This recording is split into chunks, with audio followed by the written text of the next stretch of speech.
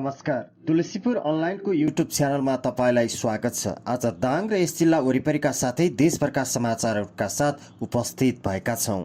अब लागौँ आज प्रसारण गरिने मुख्य समाचार शीर्षकतर्फ।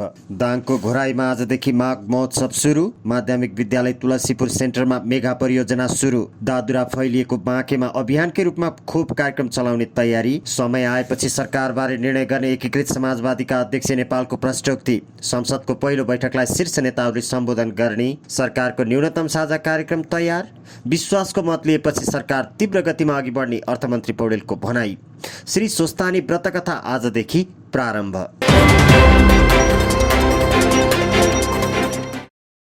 थारू समुदायको महान पर्व माघी नजिकैसँगै दाङका थारू समुदायमा पनि माघी पर्वको रौनक थपिएको छ। जिल्लाको घोराईमा आजदेखि माघी विशेष माघ महोत्सव सुरु भएको छ। थारू कल्याणकारिणी सभा दाङको आयोजनामा सुरु भएको माघ महोत्सव 2 दिन चल्ने जनाइएको छ।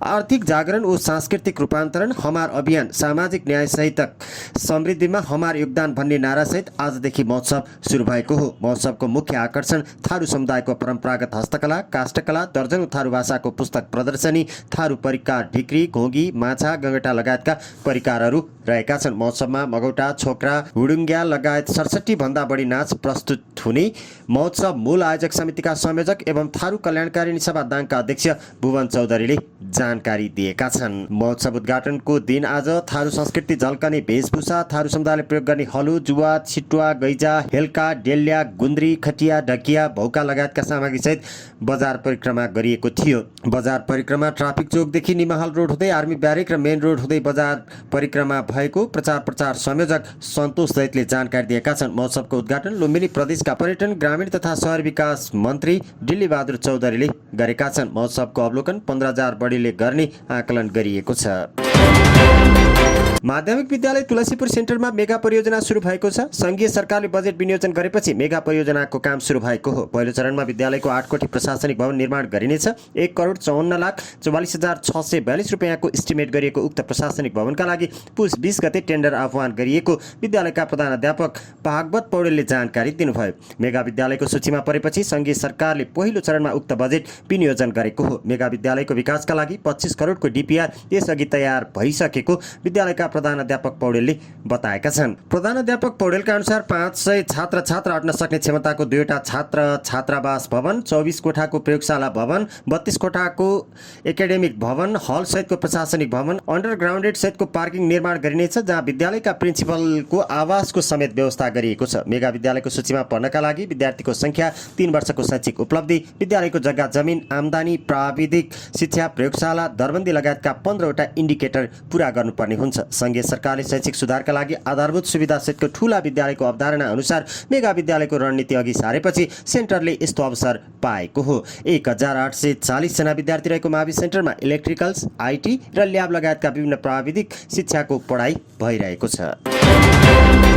सरकारले दादुरा फैलिएको बाँकेमा अभियानकै रूपमा खोप कार्यक्रम चलाउने तयारी गरेको छ। स्वास्थ्य सेवा विभाग परिवार कल्याण महाशाखाका प्रमुख डाक्टर विवेक कुमार लालका अनुसार तत्कालका लागि बाँकेको दादुरा प्रभावित क्षेत्रमा खोप अभियान सुरु गर्न लागि हो। नेपालगञ्जमा दादुरा संक्रमणबाट 31 महिनाका बालकको मृत्यु भएको छ भने 28 जनामा संक्रमण पुष्टि भएको छ। बाँकेलाई 2 वर्ष अघि नै पूर्ण खोप जिल्ला घोषणा गरिएको थियो। गएको पुस 13 गतेदेखि दादुराका बिरामी फेला परेको नेपालगञ्ज उपमहानगरपालिकाका 7वटा वडामा संक्रमण फैलिएको छ। संक्रमित हुने बाल बालिका 5 देखि 12 वर्ष उमेर समूहका रहेका छन्। दादुरा सर्ने रोग पनि हो। दादुरा संक्रमित बाल बालिकामा ज्वरो आउने, नाकबाट पानी बग्ने, शरीरमा राता राता बिमिर आउने लक्षण देखिन्छ। स्वास्थ्य कर्मीले दादुरा छिटो सर्ने सरुवा रोग भएकाले बिरामीलाई छुट्टै ठाउँमा राख्ने र लक्षण देखिएकाको तथ्याङ्क सङ्कलन गर्ने काम गरिरहेको छ। सरकारले 2 वर्ष मुनिका बालबालिकालाई 9 महिना र 15 वर्ष महिनाको उमेरमा 2 पटक दादुरा रुबेला विरुद्धको खोप निःशुल्क दिने गरेको छ। तर नेपालगञ्जमा संक्रमित 29 जनामध्ये 25 जनाले खोप नलाएको समेत पाइएको छ। नेपालगञ्ज उपमहानगरपालिका भित्र 1077 जनाले खोप नै नलिएको समेत पाइएको हो। नेकपा एकीकृत समाजवादीका अध्यक्ष माधव कुमार नेपालले समय आएपछि सरकारका विषयमा आवश्यक निर्णय गर्ने बताएका छन्। शुक्रबार संसद भवन नयाँ बानेश्वरमा सञ्चारकर्मीसँग कुरा गर्दै अध्यक्ष नेपालले राजनीतिक घटनाक्रमको विश्लेषण गर्दै विश्वासको मत लिने दिनसम्म आवश्यक निर्णय गर्ने उनले प्रधानमन्त्री प्रचण्डसँग पनि यस विषयमा कुराकानी भएको, तर सरकारको कार्यक्रम कस्तो आउँछ भन्ने हेर्न बाँकी रहेको धारणा राखे। त्यस्तै अध्यक्ष नेपालले अहिले विचार मिल्नेसँग एकताका लागि पहल सुरु गरिएको जानकारी दिँदै एमालेसँग पनि अहिलेको अवस्थामा एकता हुन नसक्ने स्पष्ट गरेका छन्। जो हामी प्रति पोजिटिभ छन् तिनीहरूसँग पोजिटिभ जो हामीसँग नेगेटिभ छन् तिनीहरूसँग हामी वास्ता गर्छौँ। जुन गाउँ जानै छैन त्यसो बाटो नसोध्नु। व्यक्तिगत रूपमा प्रचण्डजीप्रति पोजिटिभ हुन्छ जसमा सरकार कुन ढङ्गले अगाडि बढ्छ त्यो हेरिकन उनले पार्टी एकताका लागि जसपा लगायतका दलसँग छलफल भइरहेको जानकारी दिए। पुस 25 गते बस्ने प्रतिनिधि सभाको पहिलो बैठकमा शीर्ष नेताहरूले सम्बोधन गर्ने भएका छन्। संसद भवन नयाँ बानेश्वरमा शुक्रबार बसेको सर्वदलीय बैठकले संसदको पहिलो बैठकको एजेन्डा तय गरेको हो। पहिलो बैठकमा राष्ट्रपति कार्यालयबाट प्राप्त पत्र पढेर सुनाउने र 2 घण्टाभित्र दलीय आधारमा समय निर्धारण गरेर दलका प्रतिनिधिहरूलाई बोल्न समय दिइने संसद सचिवालयका सूचना अधिकारी दशरथ धमलाले जानकारी दिए। सभामुख र उपसभामुखको निर्वाचन नभएसम्म र कार्यव्यवस्था परामर्श समिति गठन नभएसम्म पुरानै नियमावली अनुसार बैठक बस्ने पनि उनले जानकारी दिएका छन्। उनले दोस्रो बैठक पुस 26 गते 11 बजे नै बोलाउने सहमति भएको जानकारी दिए। सभामुख र उपसभामुखको निर्वाचनका बारेमा पनि छलफल भएको र दलहरूबीचको समन्वयका आधारमा पछि मिति तोक्ने कुरा भएको धमलाले बताए। आज विशेष गरी पहिलो बैठकमा के कसरी अगाडि बढ्ने र सभामुख उपसभामुखको निर्वाचन नभएसम्म र कार्यव्यवस्था परामर्श समितिको चयन गठन नभएसम्म बैठक सञ्चालन प्रक्रियाको सम्बन्धमा सामान्य छलफलहरू भए। विशेष गरी आज पहिलो बैठकमा यो अहिले प्रतिनिधि सभाको जुन नियाली रहिरहेको छ त्यो नियालीलाई इन्डोर्स गरेर त्यो नियालीले व्यवस्थित गरेका नियमावलीका नियमका प्रक्रियाहरूलाई नै अवलम्बन गरेर जाने एउटा निर्णय भयो।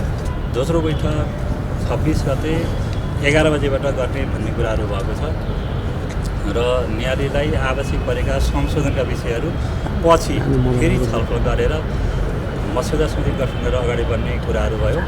नियमित रूपमा सभाको सञ्चालनका सम्बन्धमा पहिलो बैठकमा कानुन बमोजिम गर्नुपर्ने प्रक्रियाका कुराहरू पनि सचिवालयले तयार गरेको प्रस्तावका आधारमा अगाडि बढाउने कुराहरू भयो। त्यस्तै बैठकपछि कांग्रेस मुख्य सचेतक रमेश लेखकले पुस 25 गतेको एजेन्डा तय भएको र पुस 26 गते विश्वासको मत लिने कार्यतालिकाका विषयमा छलफल भएको जानकारी दिए। उनले माघ 7 गते सभामुख र 9 गते उपसभामुखको निर्वाचन गर्ने प्रस्ताव गरेको र लगभग सहमति जुटेको पनि जानकारी दिए। लेखकले विश्वासको मतका बारेमा कांग्रेसको संसदीय दलको बैठकले औपचारिक धारणा तय गर्ने र आफ्नो नेतृत्वमा सरकार गठनका लागि कांग्रेसले कुनै पहल नगरेको पनि स्पष्ट पारे। यो समीकरण भत्काउने नयाँ समीकरण निर्माण गर्ने काममा लागेका छैनौँ।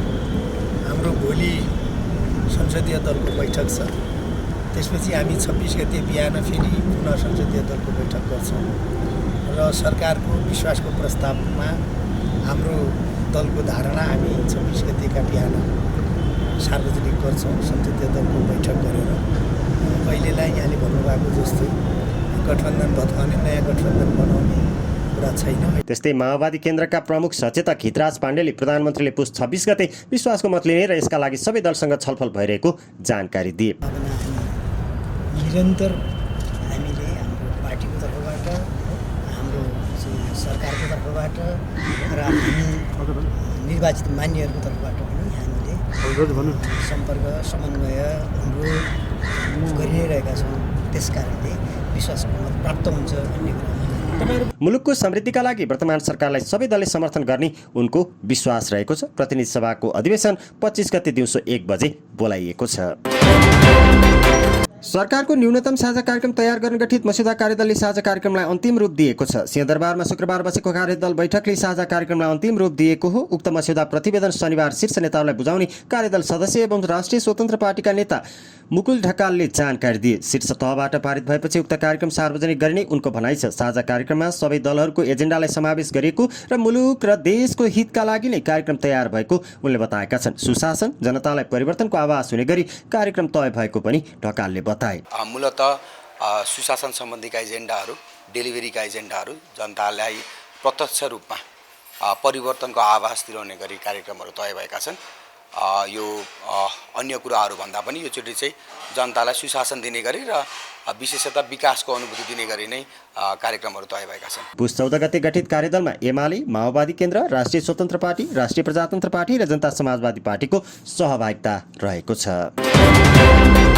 उपप्रधान एवं अर्थमन्त्री विष्णु पौडेलले विश्वासको मत र मन्त्री परिषदले पूर्णता पाएसँगै सरकारले तीव्र गतिमा काम गर्ने बताएका छन्। मन्त्री परिषदको निर्णय सार्वजनिक गर्न शुक्रबार अर्थ मन्त्रालयमा आयोजित पत्रकार सम्मेलनमा सरकारका प्रवक्ता समेत रहेका पौडेलले सरकारले राष्ट्रिय अभिभारा पूरा तथा ज्वलन्त समस्या समाधान गर्न गतिशील ढङ्गले काम अगाडि बढाएको बताए। सरकारले पूर्णता पाएसँगै राष्ट्रिय आकांक्षा पूरा गर्न सरकार केन्द्रित हुने उनको भनाइ छ। पुस 26 गते सरकारले संसदबाट विश्वासको मत लिने कार्यक्रम छ। मन्त्री परिषदको निर्णयबारे जानकारी दिँदै पौडेलले पोखरा अन्तर्राष्ट्रिय विमानस्थलमा भन्सार कार्यालय स्थापना गर्ने निर्णय गरेको छ।